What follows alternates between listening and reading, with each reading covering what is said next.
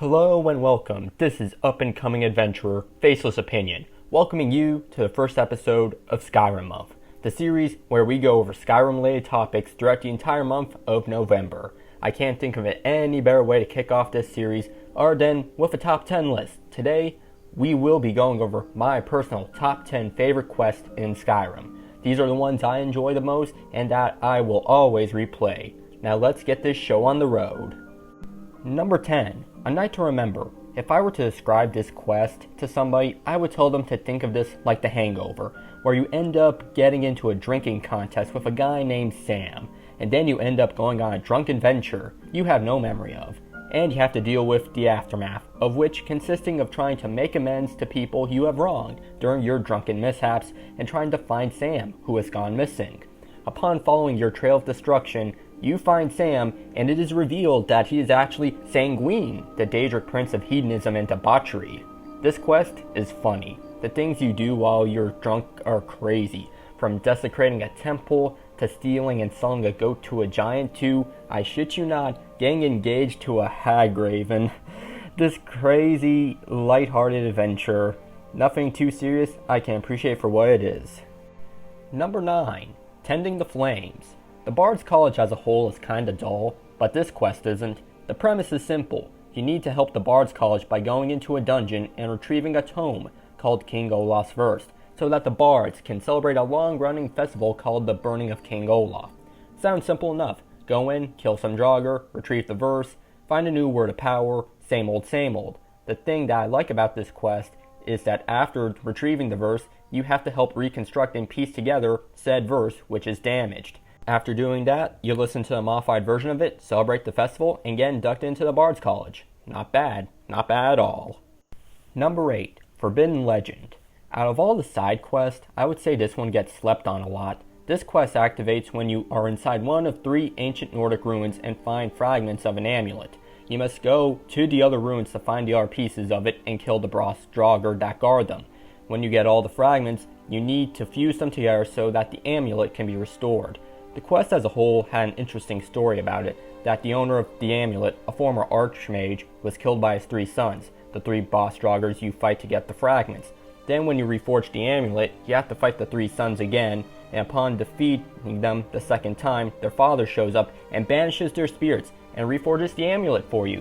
And let me tell you, the Galder amulet is one of the best necklaces you can get, because it grants the user a plus 30 to health, stamina, and magicka. A rather good item to have, most definitely. Number 7. Lost to the Ages. Upon reading the book Ephirium Wars, the quest commences and you begin searching for a mysterious mineral called Ephirium. Upon your search, you stumble across a ghost of an adventurer, Kataraya, who was searching for it as well, but unfortunately, she died in the process. With her help, you and Kataraya go to different dwarven ruins to find shards of Ephirium. Then go to the legendary Ephirium Forge to construct an item of that material. Your options being a crown, a shield, or staff. The thing that I like about this would have to be that there are a fair share of puzzles and obstacles you have to get past to find the shards. And these puzzles are a step above the lousy Dragonclaw puzzles that a 5-year-old can solve. I also like Kataraya's character and how that you help her gain closure for her after using the Ephirium Forge and craft whatever item it is you want. Speaking of which, the rewards for completing the quest aren't too shabby. The crown lets you have 2 standing stone abilities activated at once, the shield makes enemies turn ethereal, and the staff lets you summon dwarven spiders. Pick carefully, you only get 1. Number 6. Diplomatic Immunity. Out of all the main quests, this one would have to be my favorite. You go on an undercover mission into the Thalmor embassy to determine whether or not if they know anything about the dragons returning, and whether or not they are involved. This quest makes it to where you have to plan out your strategy, since you can't go in there guns a-blazing. You have to be smart on what items you want to be smuggled inside, because that's all you're gonna get. Once you make your way through the embassy and dealing with any and all Thalmor that get in your way, discover vital information to progress the story. All in all, this is a good quest. It introduces the player to who the Thalmor are and how much of a problem they're going to be. The party itself is a nice add-on, especially as to how many options you're given to cause a distraction. Not to mention, who doesn't enjoy killing Thalmor? Fuck the Thalmor. Number 5. The Man Who Cried Wolf and The Wolf Queen Awakens. I'm willing to admit that I am kinda cheating by having 2 quests share the same spot. but I had to because these two go hand in hand with one another, as both of them revolve around the attempted resurrection of Potema, the Wolf Queen, an extremely powerful and malicious monarch from Skyrim's past. Both quests involve you having to prevent the Wolf Queen from being brought back to the land of the living. I honestly believe, with a little bit of work, that you could honestly make this an entire quest line. That's how good I think it is. Potema is a lot more interesting compared to other antagonists. The fight against her and her inner council is a lot more entertaining than either the final fight with Alduin or Harkin for that matter. Forget about the dragons. Let's go fight the Wolf Queen. Make this the main quest. Number 4. The Staff of Magnus. In order to combat Ancano, who now has control of the Eye of Magnus, you must dwell into the ruins of Labyrinthian to recover the aforementioned Staff of Magnus. However, it is easier said than done, as you must fight all manner of enemies in order to get the staff. I would consider this to be the most important quest in the entire College of Winterhold questline. The fate of not just the college, but the entire world, as you know it, hinges on retrieving the staff. Not to mention, while traveling through the ruin, you also learn the history of the former Archmage, Savo Saren. You learn about how he and a group of mages traveled into the ruins. Unfortunately, all of them except for Savos would perish on their expedition by the dragon priest, Morokai, who happens to be the keeper of the Staff of Magnus. Getting a staff and a dragon priest mask, that is a nice score if I say so myself. Number 3. Blindsided.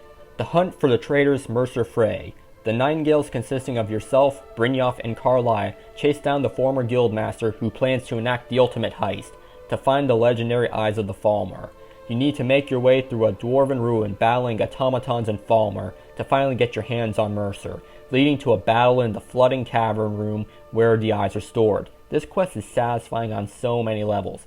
Out of all the antagonists in Skyrim, I would say killing Mercer Frey is enjoyable, since he is such an asshole. He tried to kill you, he screwed over the Thieves Guild for years, framed Carlisle for a crime she didn't commit, and so on and so forth. Not to mention, the Eyes of the Falmer are kinda pretty to look at, so that's a plus. I would say that this is the best quest in the Thieves Guild storyline, without a doubt. Number 2. The Path of Knowledge. I love exploring dwarven ruins, especially one that is submerged underwater and requires you to collect cubes to disperse the water so you can make your way through it. Want to know what would make it even better? Having a Telvanni wizard as your companion. One of the best things to come out of the Dragonborn DLC has to be Neloth. I love the guy. He may be an ass and is full of himself, but the thing is, he can back up that arrogant attitude. I feel like I could gush over Neloth for quite a while, but let's just focus on the quest. What makes this ruin stand out compared to others is that it introduces a new type of automaton, the Dwarven Ballista. Because out of all the automatons, they were missing a proper long-range assault unit. Dwarven ruins are awesome.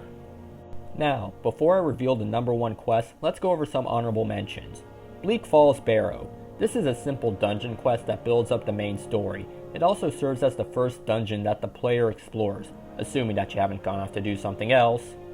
Elder Knowledge. This quest has you search for the Elder Scroll so that you can learn the Dragon Wrench shout to defeat Alduin. You get to go to Blackreach, and I think it's a cool place to explore. Deathbrand. Who doesn't like a good treasure hunt? You get some damn good loot from this one. Waking Nightmare. Dawnstar is under the influence of a Daedric artifact giving them nightmares. The Skull of Corruption. You and a priest tomorrow work together to save the town. Awesome. Proving Honor. This is the big introductory quest for the companions, where you and Farkas have to recover the shards of Wufrad. This is also introduces the player to the companion's mortal enemies, the Silver Hand, and about the werewolf transformation. Number 1. Hail Sithis. The climax of the Dark Brotherhood questline. This is what I am giving the number 1 spot to. After the near destruction of the Brotherhood, the plot to kill the Emperor must be carried on. You have to sneak your way onto his boat, fight your way through his guards, and come face to face with your target, the Emperor himself, Titus Mede II. Why do I think this is the best quest?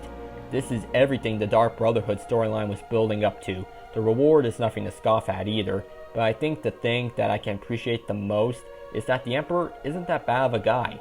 No, he's quite the opposite. A man of honor who knew that his death was soon at hand and accepted it. Makes me wish that I didn't have to kill him, but I always honor the Emperor's last request by killing the person who issued out the contract on him. A good end for a good quest line.